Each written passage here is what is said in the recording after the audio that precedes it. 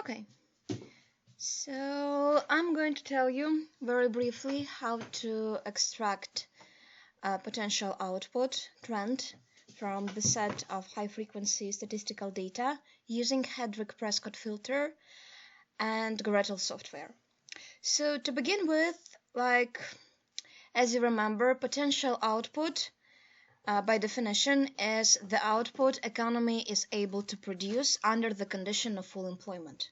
So when the natural rate of unemployment is exactly equal to unemployment rate on the market, the economy produces potential output. There are deflationary and inflationary gaps, occasionally some structural crises, which result in the shift of a S-curve and stagflation, as we discuss. So the main idea is that in the real life, indicators like the value of GDP you actually observe somehow circles around some fundamental underlying trend. And this is exactly the purpose of the Hedrick-Prescott filter, to remove of the cyclical fluctuations which are produced by the transition of economy from business cycle to another business cycle, and to show some underlying trend. Okay, I know it's kind of unclear, but we are going to say it in a second. Okay, basically, so when it comes to the statistical data of quarterly frequency, you have probably, at my best knowledge, you have only two statistical databases to use. You can either use Eurostat or FRED, where Eurostat is a statistical database for European Union member states. And this is a kind of a disadvantage, because if you would like to analyze country outside of European Union, it can be kind of a problematic for you. And FRED actually publishes data for other countries, although not for all of them. So if the economy you would like to analyze is located outside the European Union, there is a chance you will be able to find something on FRED.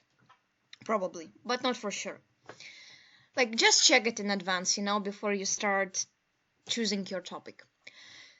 So here I am on the FRED webpage.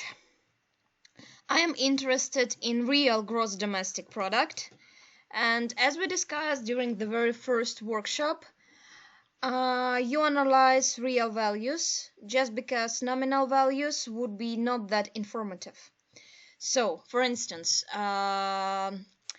nominal GDP growth rate is equal to the sum of real GDP growth rate and inflation, which is basically growth rate of the price level.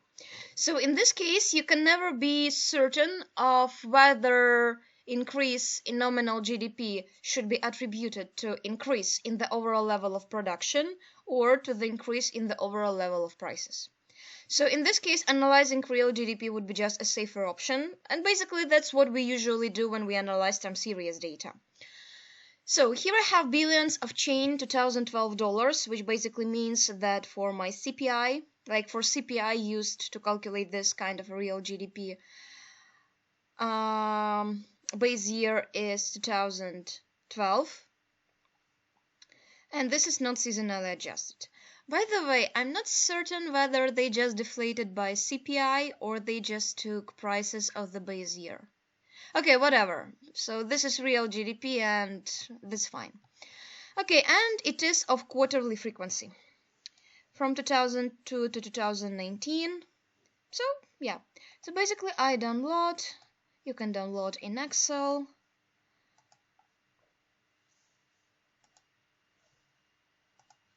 So GDP gretl training.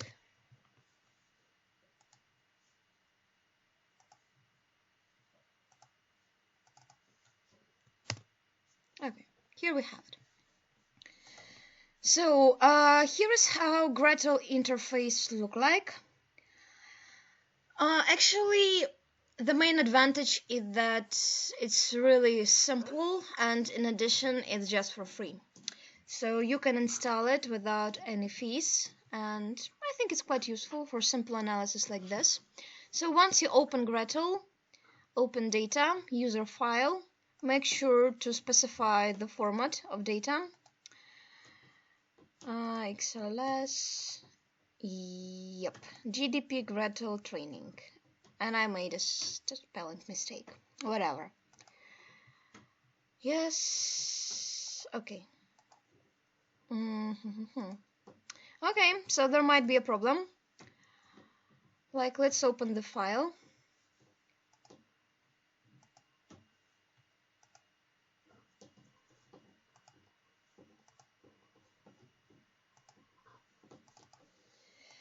And GDP gretl training.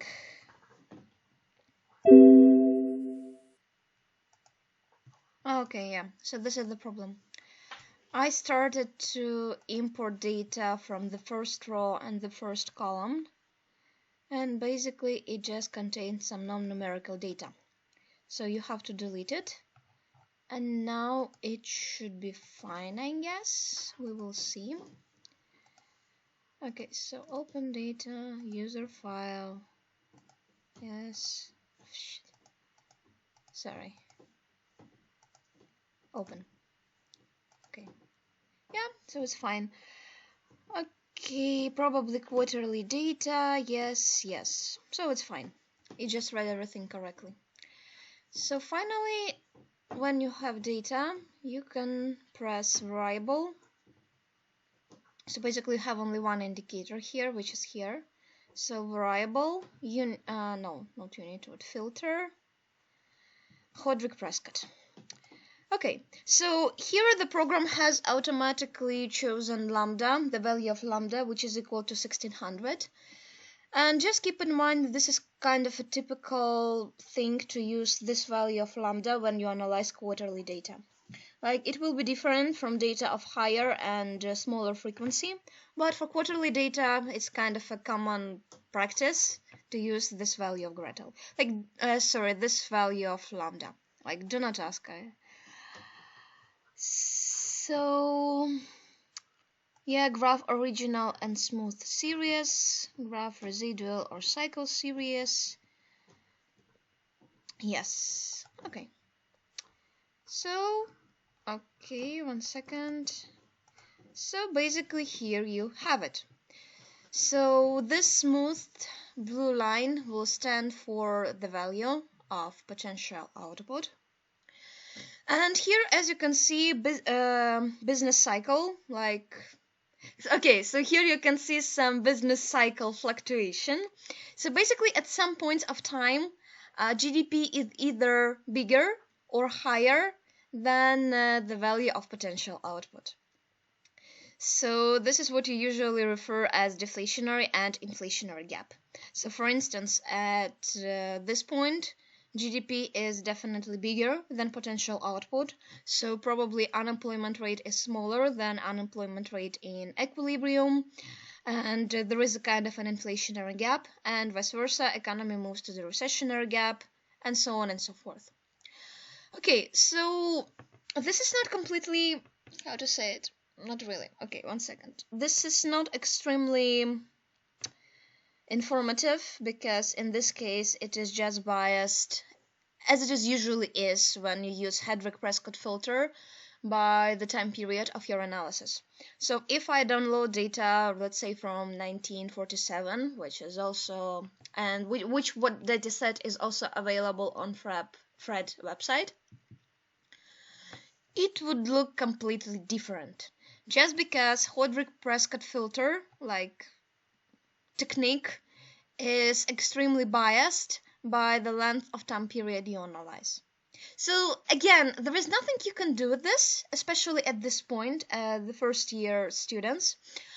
However, just inserting something like this to your coursework might significantly improve its quality, at least perceived quality, and justify your higher grade. Again, as you remember, there was a kind of global recession in 2008. So this is also what you can see. There is still a GDP growth, but for some point it was just flatter than it used to be in 2002, let's say. So here, potential output was increasing faster than at this point. As you can see, by 2010, potential output line becomes steeper, so which means that economy completely recovered, and basically so on and so forth. So I think that's pretty it, especially taking into account that this kind of a technique again is very simple and it's kind of primitive and it's really criticized nowadays. But again, for you at the first year students, it should be just perfectly fine. Like as you wish, you can use some different kind of filter. Like exponential moving average is usually used in financial analysis, so for some reason it's kind of popular. Or simple moving average as well. So let's try this one. So number of observations in average. Yes, because we have quarterly data, so there will be 4 quarters within one annual period. You have rough residual or cycle series. Okay. And again, as you can see, depending on the type, Depending on the type of filter you use, you see completely different result. So here, this recession is much more visible than in case of Hodrick-Prescott filter. But again, there is no good technique you can use for extracting potential output trend. Each technique has some disadvantages. So basically, it's just up to you. So what is required from you is to be cautious about different limitations and biases and disadvantages.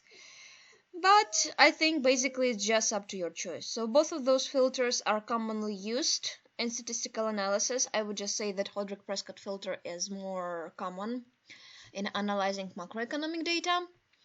So technically that's it. I think I have mentioned like the most crucial points when it comes to that. So yeah, thank you for attention.